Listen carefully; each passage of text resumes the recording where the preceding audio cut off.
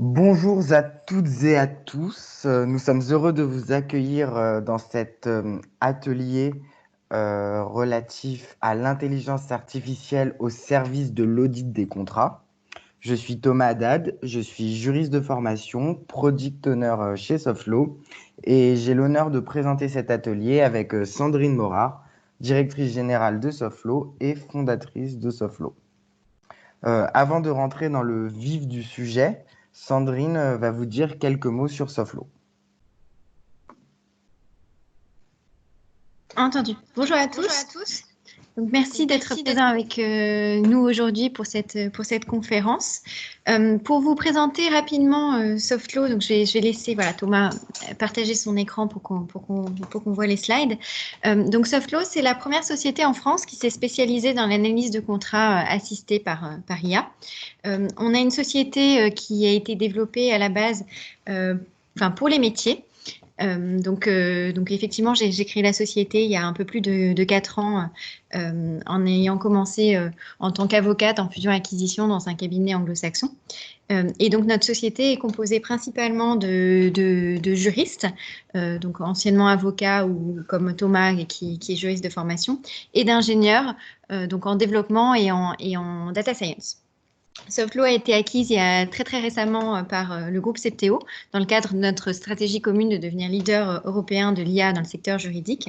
Et on a le plaisir aujourd'hui de parler audit juridique et on va vous présenter un petit peu comment l'intelligence artificielle peut faire gagner énormément de temps et soulager beaucoup les professionnels quand des avocats ou des juristes sont confrontés à la situation où ils doivent analyser des portefeuilles de contrats en grand volume et souvent dans des temps très courts. Alors, je vais te laisser passer à la slide suivante, Thomas, merci beaucoup. Alors, donc du coup, la problématique, c'est la suivante. C'est celle où un juriste, un avocat, doit analyser beaucoup de contrats. Donc ça, c'était mon cas il y a quelques années, comme je disais, quand j'ai commencé à travailler en tant qu'avocate en fusion-acquisition, régulièrement pour pouvoir conseiller un client qui voulait faire l'acquisition d'une autre société. Mon travail consistait à, dans un premier temps, analyser les contrats de la société cible qui étaient partagés dans une data room pour pouvoir identifier les risques juridiques que contenaient ces contrats pour vérifier donc que le sous-jacent, ce que l'entreprise avait l'intention d'acheter, était bien de valeur et qu'il n'y avait pas plein de risques cachés ou de risques de perte de valeur contenus dans ces documents juridiques.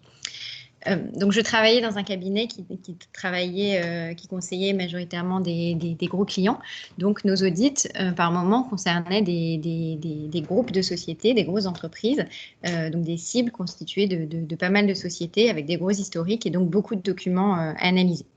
Pour les juristes, l'exercice peut se produire de temps en temps quand, de leur côté, par exemple, avant de faire une opération transactionnelle ou avant une vente, ils doivent faire le même travail de pouvoir regarder leur contrat en amont du processus. Donc, à l'époque, quand je faisais cet exercice-là, il n'y avait pas de solution disponible qui permettait de gagner du temps sur ces tâches-là. Et donc, l'exercice était extrêmement fastidieux. Donc, ça consistait dans un premier temps à se connecter à une data room dans laquelle les documents étaient partagés. Parfois, c'était par centaines, parfois, c'était par milliers, mais parfois, c'était par dizaines de milliers, voire centaines de milliers. C'est déjà arrivé qu'on ait des audits vraiment massifs.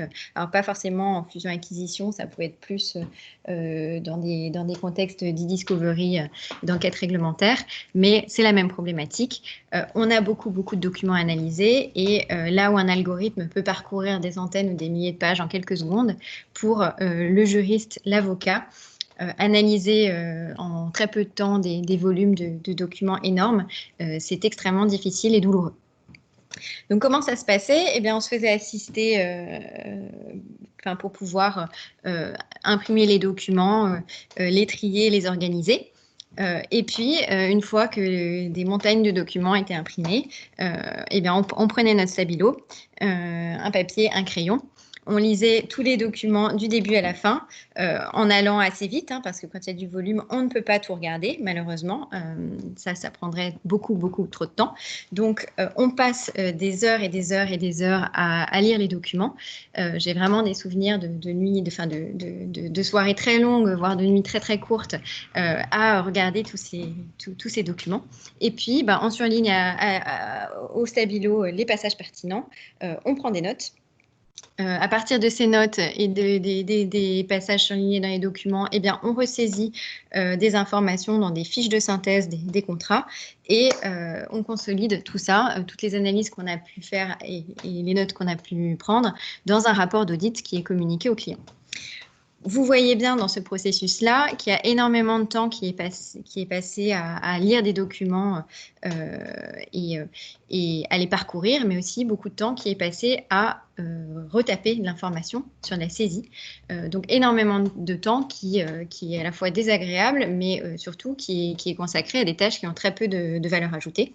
Et c'est bien dommage en fait, parce que le client, ce qui l'intéresse et ce qui a de la valeur ajoutée, c'est vraiment l'analyse qu'on va pouvoir faire des documents et tout le conseil qu'on va pouvoir lui apporter pour tous les risques qu'on a identifiés, comment les gérer et comment les sécuriser dans le cadre de l'opération et des contrats qui vont être rédigés par la suite.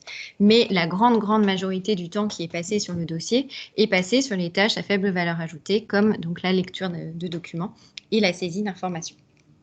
Voilà, donc ça, indépendamment du fait que c'est très désagréable pour le collaborateur, pour la personne qui effectue ces tâches, c'est aussi un sujet pour l'associé du cabinet qui a de plus en plus de mal à facturer au même taux horaire les tâches qui ont peu de valeur ajoutée au client. Et c'est aussi un problème pour le client parce que les factures peuvent être très conséquentes et que de moins en moins les entreprises aujourd'hui sont enclines à payer cher des heures passées sur la faible valeur ajoutée. À ça, le processus manuel a d'autres limites. Pour bien faire le travail, ça prend beaucoup de temps, donc ce qui peut poser un problème de réactivité. Si on va trop vite, à l'inverse, ça veut dire qu'on n'a pas pris le temps d'analyse et qu'on n'a pas forcément tout regardé.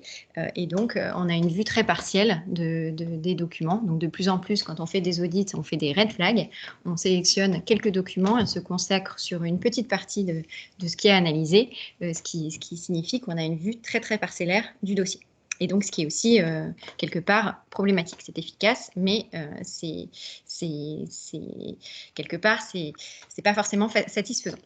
Donc, c'est comme ça qu'est née l'idée au tout début de la solution Softflow. Notre solution aujourd'hui fait beaucoup plus on a développé plein d'autres fonctionnalités ou cas d'usage autour de l'analyse des contrats, mais le premier à partir duquel Softflow est né, c'était vraiment cet usage-là. Donc ça, ce que je viens de décrire, c'était l'audit, on va dire 1.0.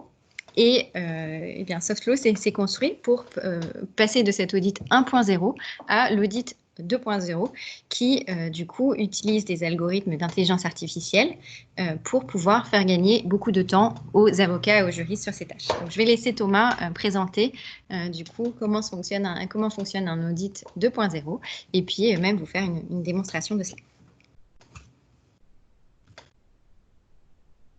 Je te laisse la main. Parfait, merci Sandrine. Donc, je vais vous parler de l'audit 2.0, celui qui est assisté par l'intelligence artificielle. Concrètement, c'est beaucoup plus facile et beaucoup plus rapide pour le professionnel du droit, dans la mesure où il récupère ces documents dans le cadre d'un audit depuis la data room, il les upload dans la solution. À l'import, la solution catégorise automatiquement les documents par langue et par type de contrat. La solution, elle est capable de gérer des documents au format Word ou des documents au format PDF, même scannés, car on intègre une technologie d'OCR. L'OCR, c'est quoi? C'est la capacité, c'est une solution qui est capable de reconnaître les caractères images pour les transformer en texte. Une fois qu'on a catégorisé les contrats par langue et par type de contrat, notre solution, elle fait appel à ce qu'on appelle un parseur, un découpeur de clauses qui va permettre de découper les clauses des contrats et, grâce à l'intelligence artificielle, de les classifier de manière automatique. Une fois que les clauses ont été classées, on va faire appel à de l'algorithmie du traitement du langage naturel, qui va être capable d'extraire automatiquement des informations dans les contrats. Une des forces de notre solution, c'est la possibilité pour l'utilisateur de pouvoir modifier facilement, corriger, commenter, annoter les extractions opérées par l'intelligence artificielle. En quelques secondes, enfin, après avoir revu les contrats, donc le juriste qui passe d'un travail où il devait surligner, qui était pénible, chronophage, aujourd'hui, grâce à une solution telle que la nôtre, il n'a plus qu'à valider ce que l'intelligence artificielle lui propose. Donc, c'est beaucoup plus rapide. Et en quelques secondes, il peut exporter les fruits de son travail dans un tableau Excel ou dans une fiche de synthèse au format Word. Donc, il n'a plus à passer de temps à reconstruire dans un tableau tout ce qu'il a précédemment souligné et analysé dans les contrats. Je pense que le plus parlant, c'est que je vous fasse une petite démonstration.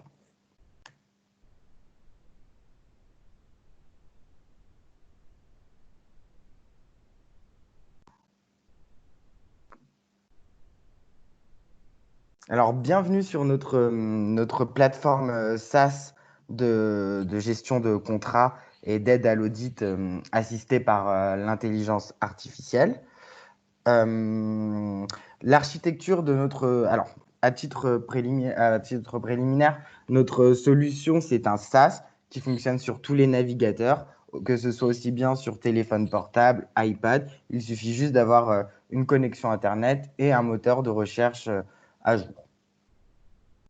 Alors, notre solution, elle est construite autour d'une architecture qui est très simple. Elle est construite autour de dossiers. Les dossiers contiennent des documents qui sont des contrats ou des courriers. À l'import, la solution, elle va automatiquement catégoriser les contrats en fonction de leur type, mais aussi en fonction de leur langue. Et comme je l'expliquais, notre parseur, notre découpeur de clauses, va être en mesure de découper les clauses des contrats et l'intelligence artificielle va les catégoriser. Voilà pour la petite introduction sur l'architecture globale de notre solution. Elle est aussi disponible en anglais avec un simple clic, un simple switch.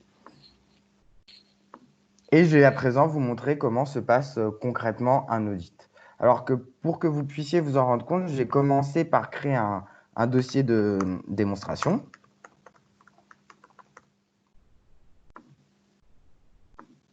Et dans ce dossier, je vais importer des documents. Ça, c'est pour vous expliquer l'étape préalable quand on reçoit les contrats de la data room. Et bon, on a juste à les faire glisser dans l'application. On laisse tourner, on laisse mouliner un peu l'algorithmie et la reconnaissance des caractères. Et petit à petit, l'intelligence artificielle va catégoriser les documents en fonction de leur langue et en fonction de leur type.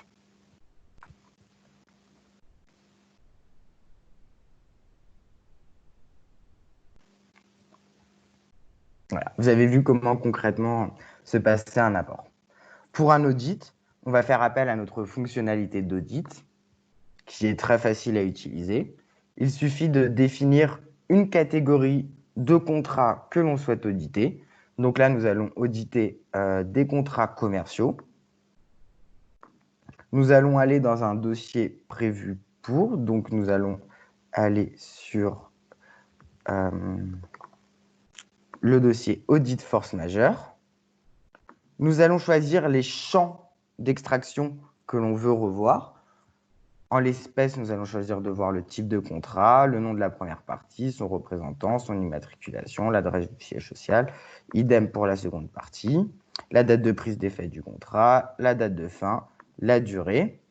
Dans le cadre du Covid, beaucoup de cabinets d'avocats ont eu à revoir pour leurs clients les clauses de force majeure ou les clauses d'imprévision dans les contrats pour ceux qui souhaitaient se libérer de leurs obligations contractuelles.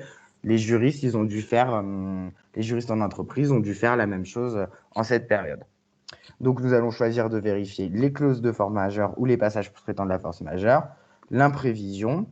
On va se demander quelle est la juridiction étatique qui est compétente au contrat et la loi applicable.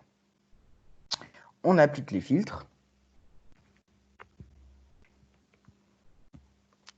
Et là, on va pouvoir commencer à revoir les informations qui ont été extraites par l'intelligence artificielle. Donc ici, on peut naviguer entre les documents facilement. On peut ouvrir les catégories. Et à partir de là, le juriste qui devait saisir toutes ces informations à un moment dans un tableau Excel, les souligner, là, c'est l'intelligence qui les extrait avec toujours la possibilité pour le juriste de pouvoir éditer facilement et modifier les choix de l'intelligence artificielle. La petite loupe juste ici va vous permettre de facilement repérer où est-ce que l'information a été trouvée dans le contrat. Par exemple, sur ma clause de force majeure, en quelques secondes, je sais que ma clause de force majeure est ici.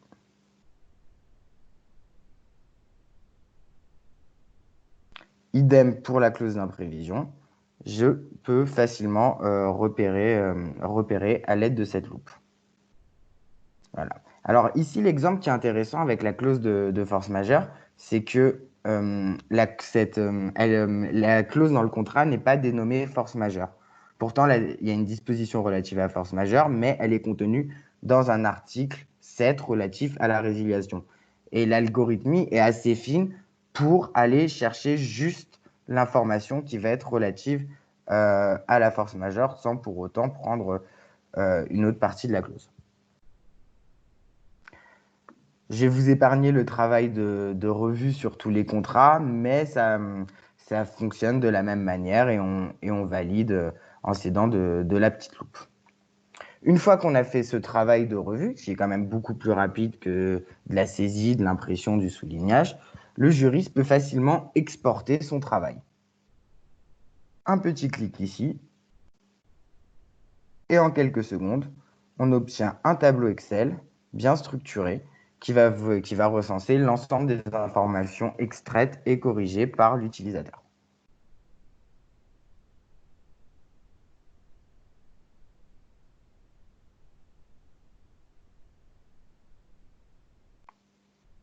Donc voilà concrètement comment se passe un audit 2.0.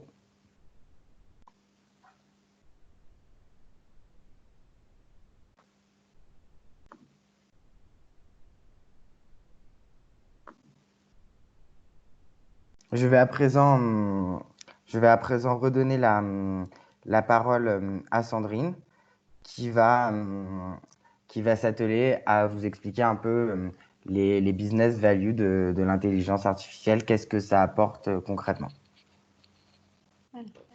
Voilà. Donc, merci Thomas pour cette courte démo. Donc là, on est allé à l'essentiel. Thomas a montré sur quelques contrats, il a montré un export Excel qui est une des façons principales d'utiliser la solution. Ça permet donc d'avoir un export Excel, d'avoir une vue d'ensemble très synthétique et d'avoir un format qui est adapté quand on a besoin de revoir plusieurs champs dans plusieurs types de documents. Je précise juste ici, éventuellement, si certains souhaitent après avoir une démonstration un peu plus approfondie et nous rejoindre sur le stand, la solution permet aussi de faire des exports, par exemple, au format Word et de faire des fiches de contrat individualisées. Donc, on peut faire, par exemple, des fiches de contrat, des fiches détaillées d'un contrat au format Word et puis, par exemple, ce que vient de montrer Thomas, des tableaux Excel qui résument, en fait, le contenu de plusieurs documents. Donc, vous voyez que c'est assez simple. Ça peut être fait en quelques clics. Alors, on recommande toujours de vérifier ce que l'outil trouve et de ne pas se fier à 100% à l'outil en se contentant de sélectionner ses contrats, de sélectionner ses champs et de faire simplement l'export. Néanmoins, même en faisant une phase de revue manuelle, l'outil fait gagner énormément de temps. Donc ça, c'est le premier aspect, le premier apport de cette solution, c'est vraiment faire gagner du temps et surtout du temps sur des tâches qui ont très peu de valeur et qui sont très désagréables et très, très, très chronophages. Le deuxième apport, je te laisse passer à la slide suivant, Thomas, c'est donc de pouvoir faire gagner, faire gagner des sous, hein, réduire le temps passé sur des tâches, c'est réduire le coût pour le client quand c'est fait par un cabinet d'avocats et donc lui donner la possibilité d'augmenter ses marges ou d'être plus compétitif et d'absorber plus de dossiers. Pour une direction juridique qui fait son audit en interne, souvent elle sous-traite aussi à des cabinets d'avocats parce qu'elles n'ont pas la bande passante. Leurs équipes sont trop sollicitées et n'ont pas le temps de le faire. Si elles peuvent être beaucoup plus rapides et efficaces, parfois ça leur permettrait de réinternaliser certaines tâches. Et quand il était déjà prévu qu'elles internalisent ces tâches-là, elles gagnent aussi du temps et donc du coup de l'argent. Troisième apport. Alors donc pour le cabinet d'avocats, c'est un enjeu de satisfaction client, hein. Ça peut faire gagner du temps, lui permettre de facturer moins cher. Il y a aussi des vrais apports en termes de qualité, tout simplement parce que bon, l'algorithme a des avantages, a des inconvénients. L'humain aussi a des avantages et des inconvénients. L'avantage de l'humain par rapport à l'algorithme, c'est qu'on le veuille ou non, le professionnel, l'expert du droit en règle générale, est normalement plus intelligent que l'algorithme, ce qui signifie qu'il a des grandes capacités d'analyse et du coup que sur des sujets complexes, il va être plus pertinent que l'intelligence artificielle. Sa faiblesse, c'est le temps de traitement. Comme je disais au début de la présentation, un algorithme est capable de parcourir des milliers de pages en à peine quelques secondes. L'humain va passer un temps considérable et le juriste, l'avocat junior qui fait ce type de tâches, il va se fatiguer. Donc, quand il passe des dizaines et des dizaines d'heures à regarder des documents, au bout d'un moment, il va perdre de l'attention. Et il va faire des risques d'erreur. Il peut aussi se faire un petit peu piéger dans le sens où il a des habitudes et où parfois il va regarder, comme il ne peut pas tout lire, il va regarder aux endroits où il s'attend le plus que l'information soit présente. Mais parfois, l'information n'est pas là où elle se situe. L'algorithme, lui, il est moins intelligent, mais il fonctionne différemment. Il parcourt les volumes de contrats de façon complètement exhaustive, très rapide, et lui, n'ayant pas d'a priori et d'expérience qui l'incite à regarder. Alors si, on peut paramétrer les algorithmes pour qu'ils pré-identifient des zones de texte et qu'il fouillent plus des zones, ça c'est certain. Mais en tout cas, l'algorithme est capable de parcourir de bout en bout un texte et s'il ne fait pas d'erreur, de fatigue ou d'inattention. Si on lui a dit de rechercher, personne ne doute de la pertinence d'un contrôle F et du fait que quand on tape un mot dans son, par exemple dans Word et qu'on lui dit de trouver ce mot-là, si le mot est présent, il ne le ratera pas. Voilà, donc nous ce qu'on fait, c'est pas du contrôle F, c'est pas seulement du mot-clé, ça se base plus sur du traitement du langage naturel, du machine, du deep learning, mais n'empêche que si pour ce que la machine a appris, quand elle a appris correctement, si l'information se retrouve sous la même forme, quel que soit le volume, elle la retrouvera. Donc du coup, le fait de pouvoir cumuler à la fois les forces de la façon dont fonctionne l'algorithme et celle dont fonctionne le professionnel, ça permet de prendre le meilleur de chacun et d'avoir quelque part deux regards sur les documents. Donc normalement, de pouvoir aussi gagner en qualité. Tout le temps qu'on gagne sur le fait de faire le travail en amont et sur les tâches de faible valeur ajoutée qui prennent beaucoup de temps, comme ce temps-là est gagné, le professionnel a aussi beaucoup plus de temps pour vérifier ce qu'il fait et pour éviter les risques d'erreur. Donc voilà, pour ces trois raisons, l'idée c'est de, quelque part, sur ces sujets-là, grâce à l'intelligence artificielle, c'est de faire d'une pierre trois coups, à la fois sur les gains qu'on peut obtenir, mais aussi sur les personnes qui interviennent sur les dossiers. Comme je disais en début de présentation, il y a vraiment des tâches où tout le monde est perdant. Voilà, quand c'est désagréable et que ça a peu d'intérêt, autant la personne qui le fait que celle qui la facture, que celle qui doit la payer n'est pas forcément heureux. Et donc, c'est typiquement le type de tâche où une intelligence artificielle peut apporter énormément de valeur à tout niveau. Voilà pour cette courte présentation sur l'intelligence artificielle au service des audits juridiques. On a une dernière petite slide qui donne notre contact, notamment le site internet de Softlo, si certains veulent prendre contact par ce biais-là. On a passé déjà presque 40 minutes. On voulait faire une présentation très courte pour pouvoir laisser l'opportunité après aux personnes qui participent de nous rejoindre sur notre stand et de venir poser leurs questions s'ils en ont, que ce soit sur les algorithmes, sur les fonctionnalités, sur ce qui a été dit, si vous avez des commentaires, des remarques ou des questions. Donc, si vous avez le souhait d'échanger avec Thomas ou moi, n'hésitez pas à l'issue de cette présentation à nous rejoindre sur notre stand. On sera ravis d'échanger avec vous. Merci de votre attention. Merci.